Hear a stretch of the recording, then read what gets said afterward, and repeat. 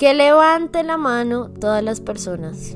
Que levanten la mano todas las personas que han criticado profundamente sus defectos y que al contrario han tratado de sanarlos a costa de todo. A costa de todo y a costa de todos. Oigan, los defectos no son una condena. De hecho, el maestro sabe que los defectos son los que te permiten conectar con los demás. Cuando uno se vuelve tan perfecto en la vida y cuando uno entonces ya no tiene ningún tipo de defecto, te vuelves como un ídolo, como un dios, como un altar para las personas y entonces empiezan a sentir que no hay manera de conectar contigo. Yo he aprendido que los defectos y las emociones fuertes como la tristeza y la rabia tienen una función espectacular que es permitirnos conectar con los demás. Cuando yo siento la misma tristeza de alguien, hay un camino espectacular, inigualable, incomparable que se genera con esa persona. Claro que podemos conectar desde las emociones más lindas, obvio, pero también es cierto que las amistades y las relaciones más profundas que hacemos las conectamos a través de los defectos. Cuando alguien reconoce un defecto suyo en mí, hay una conexión. Cuando alguien dice, pues pucha, yo siento la misma tristeza que tú, hay una conexión que se empieza a generar y que nos permite tener relaciones muy lindas. Y hoy en día la gente está tan obsesionada con sanar y con ser perfectos y con no tener ningún dolor en el corazón, que si supieran que esos dolores muchas veces hacen que uno se conecte con los demás y hacen que uno pueda tener relaciones muy profundas, no pelearían tanto con ellos. Hay un episodio de mi podcast que es uno de los más populares que se llama Te Amo. Y de lejos y por mucho es mi favorito, y ahí cuento, ese episodio lo grabé en una profunda tristeza cuando perdí a mi abuela, que prácticamente fue una mamá para mí toda la vida. Y la cantidad de personas que me escribieron mensajes tan lindos y la cantidad de amistades que hice a través de ese podcast, no se los podría llegar yo a poner en un número. Porque las personas empezaron a sentir mi dolor y decían, Mapa, sabes que yo también estoy pasando por un duelo y siento esto y te acompaño en tu dolor. Porque uno sentir el mismo dolor que alguien genera es la forma más rápida y más fácil de generar empatía por los demás. Solo cuando uno ha vivido algo que los demás viven, puede conectarse a niveles tan profundos.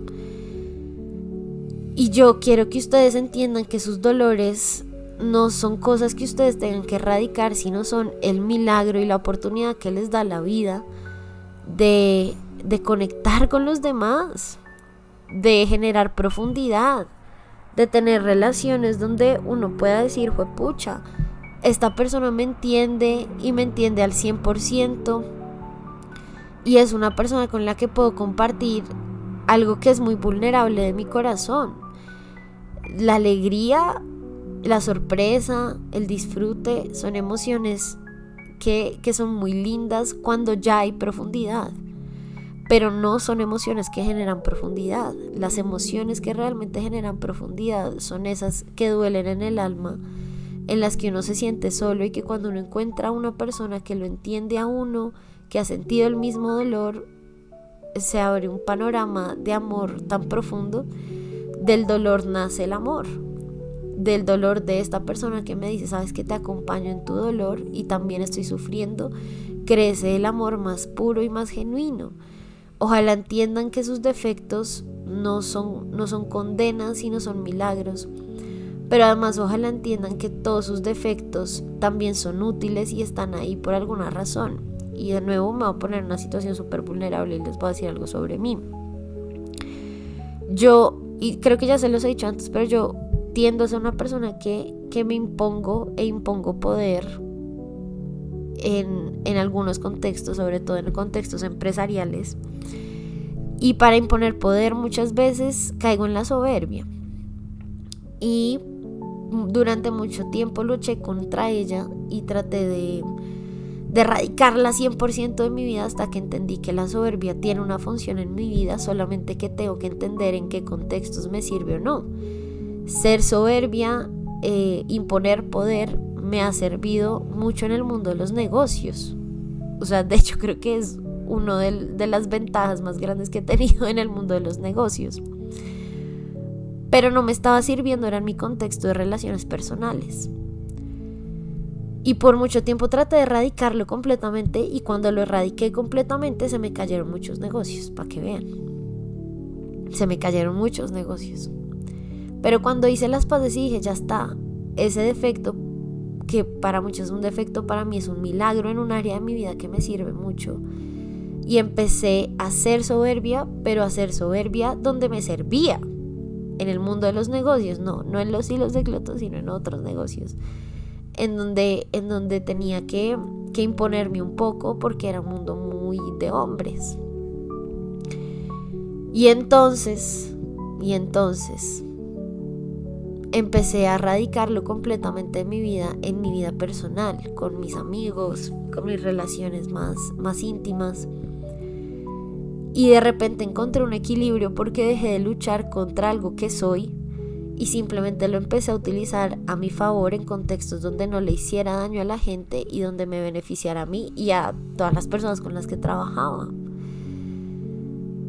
Entonces entendí que los defectos están ahí por una razón y que son una virtud, solamente que tenemos que aprender a entender en qué contextos podemos ser así y en qué otros contextos no podemos ser así. Así que yo los invito a que ustedes se permitan conectar a través de sus dolores y de sus defectos más profundos, y que cuando cometan un error simplemente se rijan bajo la regla o bajo la ley del resarcimiento. Hay que resarcirse, o sea, uno tiene que pedir perdón, pero el perdón necesita resarcimiento. Y recuerden que el resarcimiento, recuerden la lección de las segundas oportunidades, implica entender que las deudas se tienen que pagar. Las emocionales se tienen que pagar, así sea con plata. Que yo les decía que esa frase me la han criticado mucho, pero es verdad.